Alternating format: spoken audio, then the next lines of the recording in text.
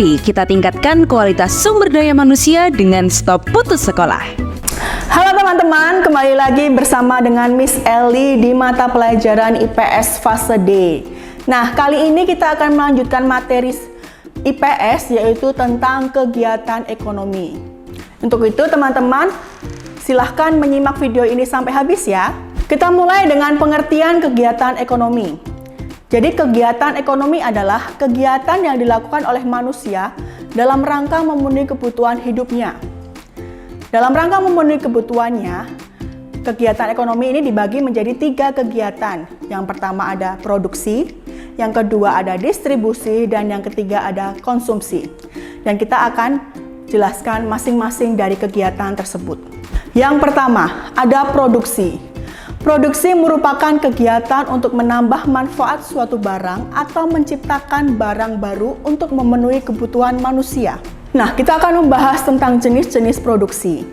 Hasil produksi dibagi menjadi 2, yaitu produksi barang dan jasa. Yang pertama, produksi barang. Merupakan kegiatan mengubah sifat maupun bentuk suatu benda. Produksi barang ini dibedakan menjadi barang modal dan barang konsumsi. Misalnya produksi roti, produksi mebel, dan penjahit. Lalu jenis produksi yang kedua yaitu ada produksi jasa. Merupakan kegiatan menambah nilai guna suatu barang tanpa mengubah bentuknya. Misalnya jasa perawatan kecantikan, jasa pengobatan, dan jasa pariwisata. Nah, adapun tujuan kegiatan produksi ini yaitu memenuhi kebutuhan manusia dalam rangka mencapai kemakmuran. Kemakmuran merupakan keadaan di mana sejumlah alat pemuas kebutuhan itu cukup dan dapat digunakan manusia untuk memenuhi kebutuhan manusia. Secara khusus, tujuan produksi ini adalah untuk meningkatkan keuntungan bagi produsen atau perusahaan. Lalu yang selanjutnya kita akan membahas tentang faktor-faktor produksi. Nah, faktor produksi merupakan segala sesuatu yang diperlukan dalam proses produksi barang dan jasa. Kegiatan produksi tidak hanya memerlukan bahan baku, tetapi juga faktor lain yang mendukung proses produksi sehingga produksi dapat berjalan dengan baik. Dalam faktor produksi dibedakan menjadi 4, yaitu ada faktor alam yang pertama. Faktor alam menjadi salah satu komponen yang sangat penting dalam kegiatan produksi. Faktor alam merupakan semua hasil alam baik berupa benda maupun makhluk hidup yang digunakan dalam kegiatan produksi untuk mencapai kemakmuran. Yang kedua ada faktor tenaga kerja. Tenaga kerja merupakan faktor produksi yang menjalankan kegiatan produksi baik secara langsung maupun tidak langsung. Tenaga kerja menjalankan kegiatan produksi secara langsung dan tidak langsung dengan tenaganya untuk menghasilkan barang dan jasa. Misalnya staf bagian produksi dan operator mesin produksi. Lalu yang ketiga ada faktor modal. Faktor modal di sini meliputi semua barang dan benda yang digunakan untuk memperlancar dan memaksimalkan proses produksi. Faktor produksi modal dapat berupa peralatan, mesin, gedung, dan benda penunjang kegiatan produksi lainnya. Lalu yang keempat ada faktor kewirausahaan. Faktor keahlian berfungsi untuk mengontrol dan memastikan faktor-faktor produksi berjalan dengan baik dan menghasilkan produksi yang maksimal. Faktor produksi alam, tenaga kerja, dan modal yang ada itu tidak akan maksimal jika perusahaan tidak memiliki faktor keahlian yang mampu mengelola semua hal tersebut. Lalu kegiatan ekonomi yang kedua yaitu ada distribusi.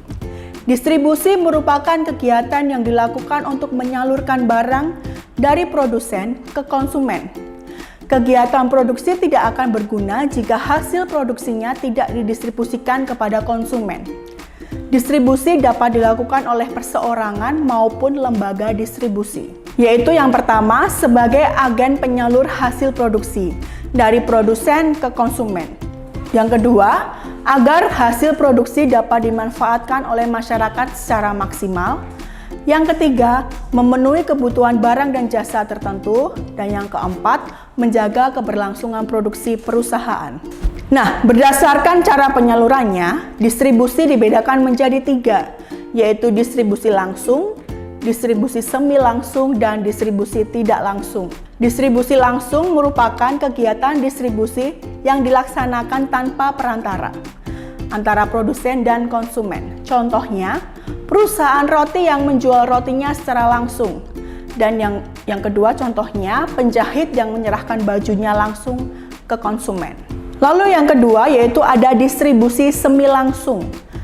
Distribusi semi langsung ini merupakan kegiatan distribusi di mana produsen mendistribusikan barang dan jasanya kepada konsumen melalui perantara yang merupakan bagian dari produsen. Contohnya, perusahaan Samsung menjual produknya melalui Samsung Center.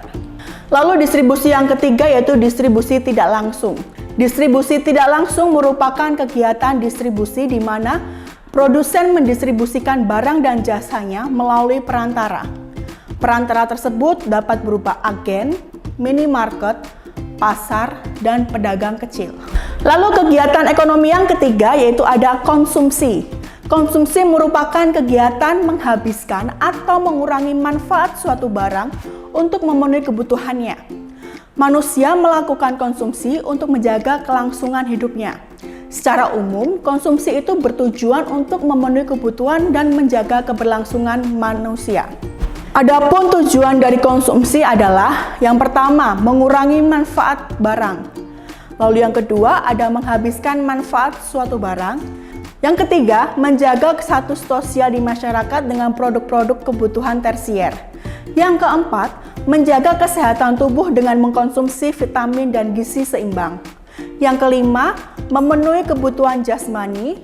Yang keenam, memenuhi kebutuhan rohani. Dan yang ketujuh, estetika atau keindahan.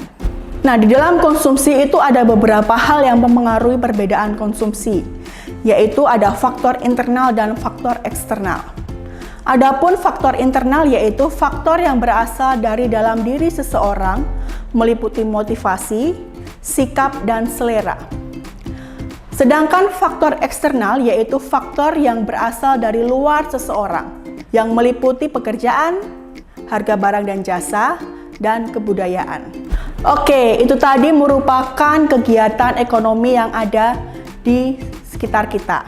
Ada 3 hal yaitu produksi, distribusi, dan konsumsi. Untuk itu, teman-teman silahkan kerjakan soal-soal yang ada di aplikasi pembelajaran dan kita akan bertemu di video pembelajaran berikutnya. See you! Jangan lupa mengikuti kelas-kelas yang telah dijadwal. Ayo terus bersemangat belajar dan stop putus sekolah.